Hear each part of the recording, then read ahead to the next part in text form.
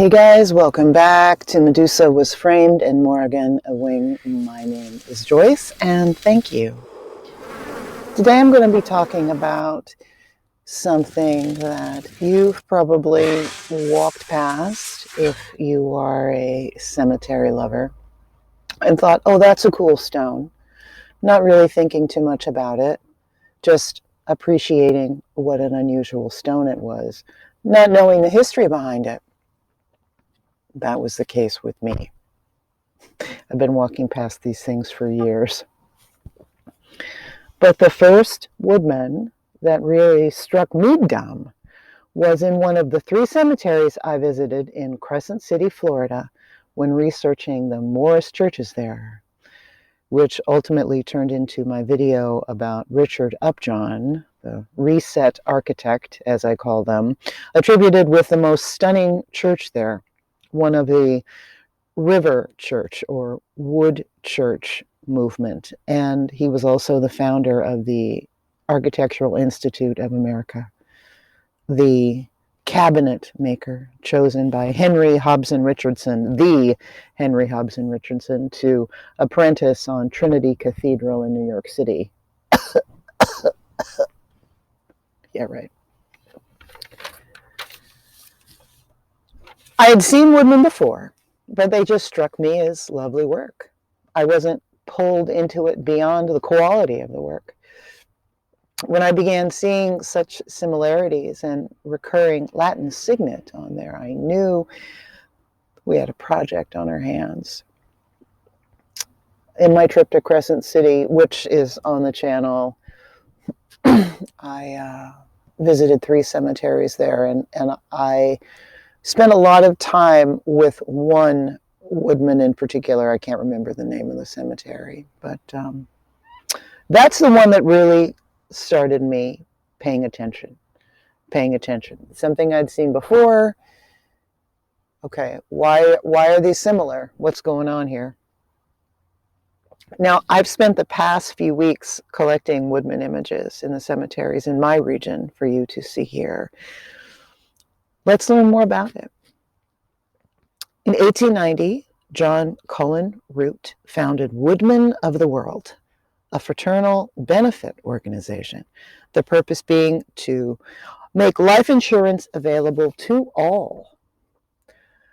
From 1850 to 1900, their policy included a tombstone, originally made of stone to look like a tree stump, coming in a variety of heights and design options. Children were offered a stack of 3 logs. Members could also choose from a variety of more traditional stones with the insignia. Stump designs would include axes, mauls, and other woodworking implements. A dove of peace with an olive branch was also common.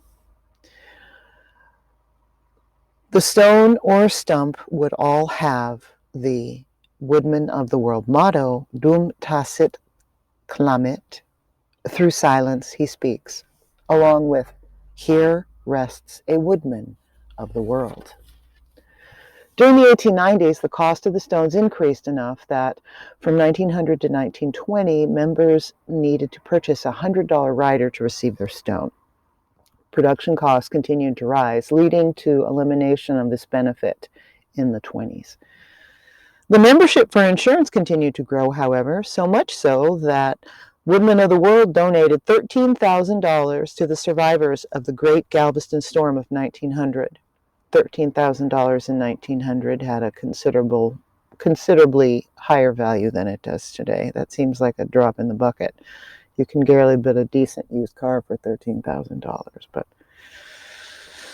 it was quite a bit of money then. In 1923, Woodman of the World had their own radio station, WOAW, out of their Omaha headquarters. Their 1890 membership of 80,000 expanded to 750,000 by 1915 and still exists, known as Woodman Life Insurance Company in Omaha. James Cullen Root listed his purpose as such: to bind in one organization the Jew, the Gentile, the Catholic and the Protestant, the agnostic and the atheist. Such a concept prompted conversations that resulted in Root being booted from society at the time. He chose the name Woodman since he was inspired by the sermon that spoke of woodmen clearing the forest to provide for their families. He stated this insurance policy could, quote, clear away problems of financial security for its members, close quote. A women's auxiliary for Woodmen of the World was the Supreme Forest Woodman Circle.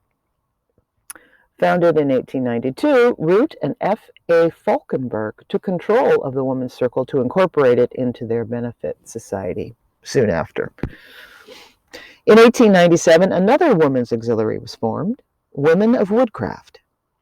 This was changed to Neighbors of Woodcraft to create both male and female memberships, which were absorbed into the company in 2001. Woodmen of the World occupied the tallest building in Omaha, as well as between Chicago and the West Coast. 19 stories. In 1969, the current 30-story building was constructed and remained Omaha's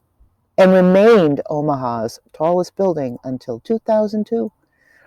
Woodmen of the World started community events, dances, dinners, society events, college scholarships for high school students, along with summer camps for local youth. By the beginning of the 20th century, Woodmen of the World had over 1 million members with over 3,000 local lodges across the country. By the 1920s, over a quarter of American families belonged to some sort of fraternal benefit association. In 1922, Woodmen of the World's radio station reached thousands. The WOAW 500-watt signal reached from Atlanta to the Pacific. In 1926, their call letters changed to WOW, and their wattage was bumped to 1,000. In 1927, their grant to operate at 5,000 watts made them one of the most powerful radio stations in the country, an insurance company. Who'd have thought? This broadcasting company launched WOW-TV in 1949. Johnny Carson was one of their first performers with a daily show called The Squirrel's Nest. The Meredith Corporation bought the TV and radio company in 1958. In 1999, Journal Broadcast Group from Milwaukee purchased them and changed the letters. But the organization is best known for their very noble gravestones. 4 to 5 foot tall stones for adults, stacked logs for children. A copy of the plans would be sent to the decedent's town for a local artist's commission. Individual decorations were added when making each tribute to add personalization. Branches were often added or appeared to be broken when a family member passed. Another option included a log atop a more traditional stone. In one of the stone images that I'll show you in this video, there is the name of a woman on one of the stumps of the member's stone, indicating her passing. Root declared June 6th to be Woodman Memorial Day to honor all deceased. The association held remembrance celebrations when a woodman passed, a parade of members marching to the site for the unveiling of the stone, followed by a memorial at a local lodge. Today, Woodmen of the World is one of the largest fraternal benefit societies with open membership, providing insurance, investments, bonds, real estate, and mortgage loans to its members. Remaining active in local communities, their lodges provide aid to seniors, physically impaired, and orphans. Pairing with the American Red Cross, their disaster relief now reaches worldwide.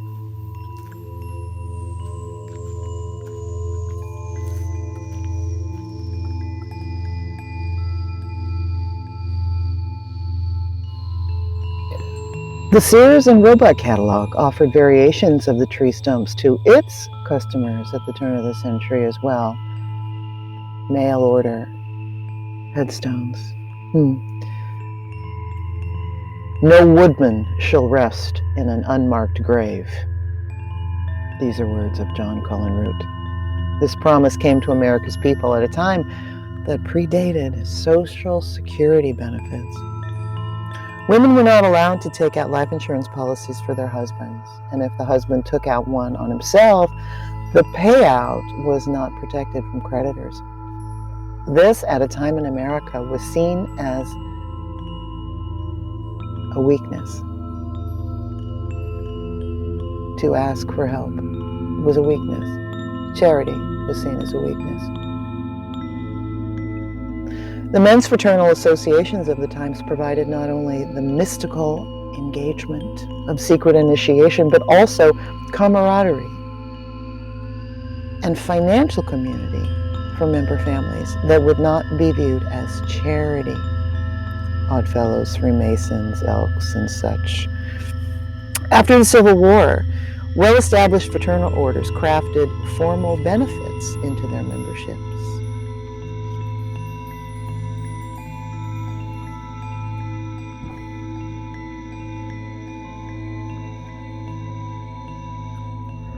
Mutual benefit societies started popping up all over the country. Women in Blacks began launching their own. I learned of such a Black group offering headstones as part of their insurance policies during this process of research. That video will come when I can get a bit more for you about it. Realize that at a time before TV, radio, or the internet, these secret societies offered plays, rituals, and camaraderie in a hallowed place where men could cut loose amongst their initiated brethren. This pomp and circumstance, peppered with a further pursuit of mystic and esoteric knowledge, kept them coming back for more.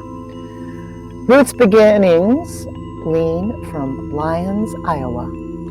His first attempt at a mutual aid society, the Knights of Honor, almost went bankrupt due to the yellow fever outbreak of 1878.